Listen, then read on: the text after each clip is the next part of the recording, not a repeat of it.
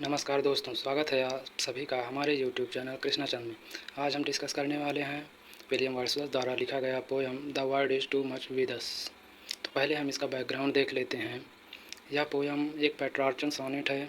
यह 2 पार्ट में लिखा गया है। फर्स्ट पार्ट ऑक्टेव और सेकंड पार्ट सेस्टेड। यह पोयम 1802 ईस्वी में कंपोज किया गया और 1807 ईस्वी में पब्लिश हुई। इसके फर्स्ट पार्ट ऑक्टेव में कवि कहते हैं कि मनुष्य किस प्रकार खर्च करने और कमाने में अपनी पूरी शक्तियों का वेस्ट कर देता है और प्रकृति की सुंदरता आकर्षण पर बिल्कुल ध्यान नहीं देता है। वह अपने को एक तुच्छ वस्तु पर लीन कर देता है और प्रकृति की सुंदरता पर ध्यान नहीं देता है। और सेकंड पार्ट सेस्टेट में वह कहते हैं कि काश मैं एक पैगन होता। पैगन कहते हैं एक ऐसा व्यक्ति जो ईश्वर पर या देवी देवताओं पर आस्था रखता है। कहते हैं कि काश मैं एक पैगन होता तो मैं देवी देवताओं पर आस्था रखता और प्रकृति की चीज़ों को देखकर खुद को कम अकेला महसूस करता। इस पोयम में 2 कैरेक्टर का प्रयोग किया गया है। फर्स्ट है प्रोटियस और सेकंड ट्राइटॉन। ट्राइटॉन प्रोटियस का बेटा है जिसका आधा शरीर मनुष्य का और आधा शरीर मछली का है। प्रोटियस समुद्र से निकलता है और समुद्र के रास्ते से जो भी व्यक्ति जाता है पहले उसे डराता है। अगर वह व्यक्ति डरता नहीं है तो वह उसकी भविष्य बताता है। ट्राइटॉन क्या करता है? ट्राइटॉन जब समुद्र में तूफान आता है तो वह अपनी शंख बजाकर समुद्र की तूफान को शांत करता है। तो चलिए हम इस पोयम को लाइन टू लाइन स्टडी करते हैं। The world is too much with us late and soon getting and spending will waste our powers. कभी कहते हैं कि संसार में हम सभी खर्च करने में और कमाने में इतना बिजी हो गए हैं, अपनी पूरी शक्तियों को खर्च करने में और कमाने में वेस्ट कर देते हैं और प्रकृति की चीज़ों पर ध्यान नहीं देते हैं। Little we see in nature that is ours. और प्रकृति ने जो कुछ भी दिया है हमारे लिए दिया है। हम जो कुछ भी देखते हैं उसे प्रकृति ने दिया है, फिर भी हम उस पर ध्यान नहीं देते हैं। लिटिल वी सी, कम ध्यान देते हैं या ना के बराबर ध्यान देते हैं। We have given our hearts away a sordid moon. A sordid moon का मतलब होता है a dirty gift. We have given our hearts away अर्थात हम अपने हृदय को एक डर्टी गिफ्ट को दे देते हैं और प्रकृति की चीज़ों पर ध्यान नहीं देते हैं। This sea that bares her bosom to the moon.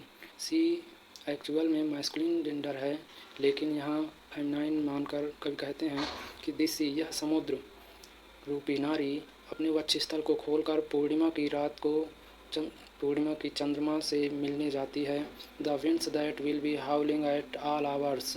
और हवा पूरे दिन साए साए करती रहती है। At are up gathered now like sleeping flowers. और फूलों सोते हुए फूलों के समान यह एक साथ विश्राम करते हुए प्रतीत होते हैं। फॉर दिस, इसके लिए, फॉर योरिथिंग और दूसरी वस्तुओं के लिए अर्थात प्रकृति की सुंदर वस्तुओं के लिए, we are out of tune, हम उस पर ध्यान नहीं देते हैं। इट मूव अस नॉट, हम इस पर कोई मूवमेंट नहीं करते हैं। Great God I had rather be, कहते हैं हे भगवान, I had rather be a pagan suckled in a creed outworn. काश मैं एक पैगन होता।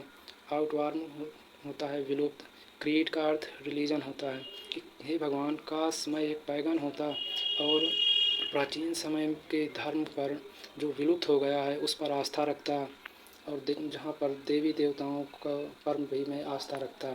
सो might I standing on this pleasantly, lea होता है ग्रासलैंड।